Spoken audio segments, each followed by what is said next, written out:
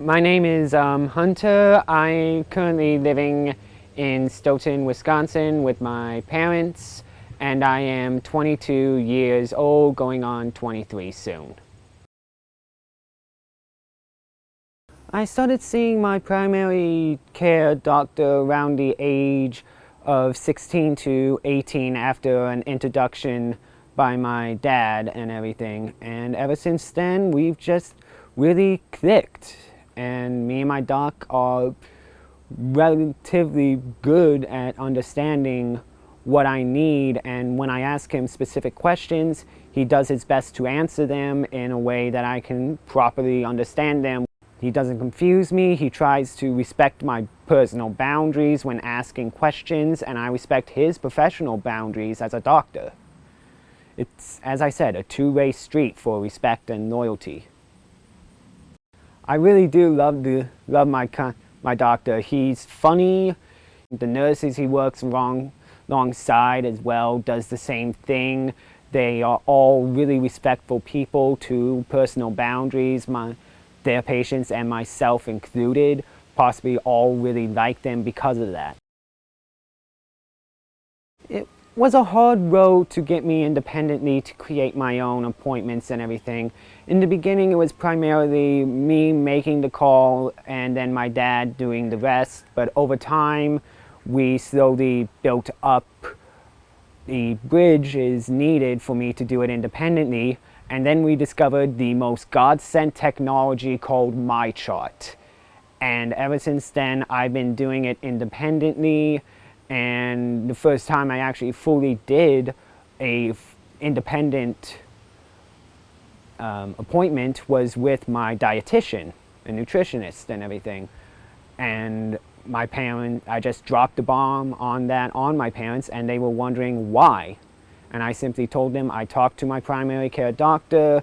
I asked how can I help gain weight healthily and everything, and he recommended a nutritionist. So I set up an appointment without any input from my parents. And ever since then, I've been trying my best to do so.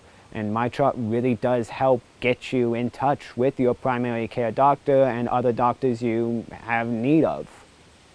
It really was a godsend when we discovered it. The hardest thing for me to make my own appointments was keeping track of time and to make sure that I scheduled it properly within the time frame required to set them up, and also making sure I get there on time. I've never really been good with time management, but thankfully with MyChart and my cell phone I've been able to do so. Also, GPS helps a lot in making sure to avoid major traffic areas. So there are two tools that I definitely recommend people to get: MyChart and a GPS that works. I primarily do self-talk in the waiting room about what questions I can ask and what questions that they can ask to prepare myself to answer. I primarily in the car listen to my radio, so if a good song comes on, I lightly sing to it to keep myself calm and focused. I find again that music is a very good tool for myself to calm down, to bring myself back into the realm of life when I'm off in my own personal world. It brings me back to the current reality.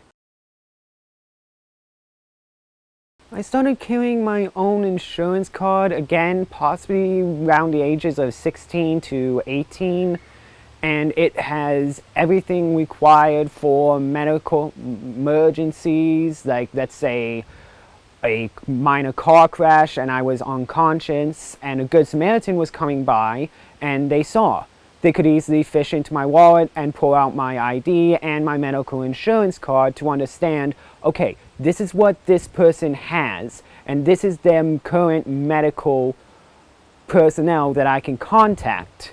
So they can do so, and the ambulance would instantly also, with my medical insurance card, understand that he has such and such medical insurance, so we should contact them to help foot part of the medical bill. I keep my emergency contacts currently in my cell phone, but I am also leaning towards getting a note card with them as well, so I can have one either in my wallet or in my glove compartment of my car and everything. Figure out how to set up your appointments with your parents' help. And if you are living alone, find a trusted friend or a colleague at your place of work. If they understand your disability and you have disclosed to them, explain to them why setting up these appointments are hard for you. See if they can help you understand my chart. See if there are other people in your lives that can help. And if you are currently seeing a counselor for any of your disabilities, listen to them and talk to them. They are there to help. They are a stepping stone on your path through life. Don't ignore the small little pebbles that they are. Pick them up and carry them with you. Even if you do drop them on later in life, they will always be a part of it. Never lose them.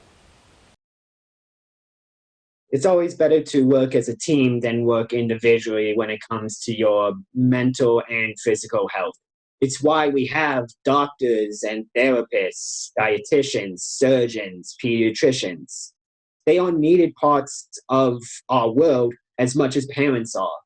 Don't go it alone. Find people who will help you. Overall, my only suggestions to everybody is take your time.